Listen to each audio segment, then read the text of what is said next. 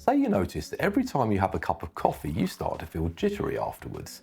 This seems like a pattern, but is your memory really reliable? And even if it is it really the coffee that's making you feel jittery? Are there other factors at play, like how stressed you are, how much sleep you got the night before, or maybe just how much sugar you're putting in your coffee? We're all natural pattern spotters, but here's the question. Are the things we notice really genuine patterns at all, or are they just noise in our observation and reasoning? And if there is a pattern, what's the nature of it? Are two things simply related, or does one cause the other? To address these kind of questions, psychologists use the quantitative approach to research, which we described in episode 1. Quantitative research uses 3 different types of study design: observational, correlational, and experimental. These designs give psychologists the tools to ask different kinds of questions. Some designs help us describe what people do. Some designs help us see if there's a relationship between different things.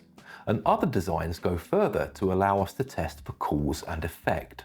Observational designs involve systematically monitoring behaviour without trying to manipulate it. A great example of an observational study comes from Mehl and his colleagues, who wanted to test the stereotype that women talk more than men. They asked participants to wear an electronically activated recorder, which monitored their speech as they got on with their day-to-day lives. The results? Well, on average, men and women spoke about the same amount, roughly 16,000 words per day. So much for the stereotype. This is an example of a structured observation. Researchers decided what data they were going to measure in advance, in this case the number of words spoken, and then recorded that data consistently. Observational designs can be powerful tools for capturing what people do, as opposed to what they say they do, in natural settings. However, because researchers are just observing behaviour rather than manipulating it in some way, it's not possible to make cause and effect inferences from observational designs. Also, researchers have to define exactly what constitutes an example of the specific behaviour being measured, which isn't always as simple as just counting words. And this can mean that the data is compromised by things like inconsistency or bias. Correlational research aims to find out whether 2 or more things are related. It doesn't manipulate anything, rather it measures things, then looks to see if those measurements tend to move together in a consistent way. For example, if we did research and found out that students who spent more time with their friends reported being happier, that would be an example of a positive correlation, because the measurements of the amount of time spent with friends and self-reported happiness increase together. However, if we found out that students who spent more time with their friends reported being less happy, that would be an example of a negative correlation. Because as the measure of time spent with friends increases, the measure of self-reported happiness decreases. Of course, sometimes there's no correlation at all.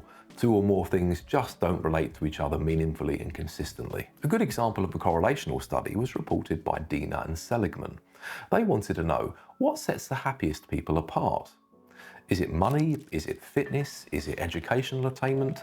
Or is it something else? They surveyed a group of undergraduates and measured their happiness levels alongside various other lifestyle variables, such as their educational attainment, their income, their physical health, and the quality of their social relationships. Correlational analysis revealed a clear pattern. Higher quality social relationships were positively associated with increased subjective well-being. The happiest students weren't the ones with the best grades or the highest income.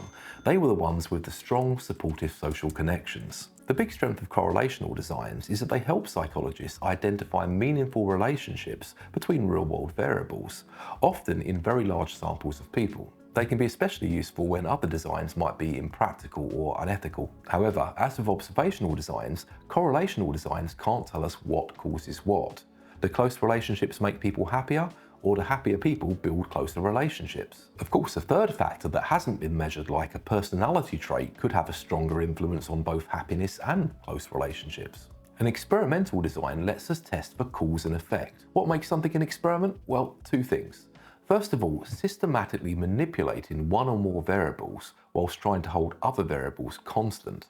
And secondly, random allocation of participants to different experimental groups. A classic example of an experimental design comes from Loftus and Palmer. They asked participants to watch a short film of 2 cars colliding. After they watched the film, the participants were then asked to estimate how fast the 2 cars were going at the time of the accident. Here's where the experimental manipulation comes in. One group of participants were asked how fast the cars were going when they smashed into each other. Another group of participants were asked how fast the cars were going when they hit each other. That one word difference from hit to smashed was the only thing that systematically varied between the two groups. Participants who'd received the question, how fast were cars going when they smashed into one another, reported the collision speed of the vehicles involved in the accident as significantly greater than participants who'd received the question, how fast were the cars going when they hit each other. This study shows that memory doesn't work like a video recording. It can be influenced and distorted by information we receive after an event. This is called post-event suggestion. This example showcases the main strength of an experiment. It allows researchers to test for cause and effect by systematically manipulating some things while keeping other things constant. It's important to note that not all experiments take place in a lab. Field experiments take place in a natural environment, such as a school or a workplace. Whether an experiment is conducted in the lab or in the field, sometimes achieving the level of control required to establish cause and effect can make a study feel artificial or influence the way people behave. So while experiments offer strong evidence of cause and effect, they can lose some of the richness and realism of everyday behaviour. And these kind of differences can make it difficult to know to what extent the results of an experiment apply in the real world. So which design should you use? Well, that very much depends on the aims of your research. If you're looking to describe behaviour in the real world, then an observational study is probably the right choice. If you're looking to see if two or more things are related, then you'd go for a correlational design. If you wanted to establish cause and effect, you'd select an experimental design. In the next episode, we'll look at experiments in more detail. If that's something you'd like to understand better, then hit that subscribe button, turn on those notifications, and I'll see you in the next episode.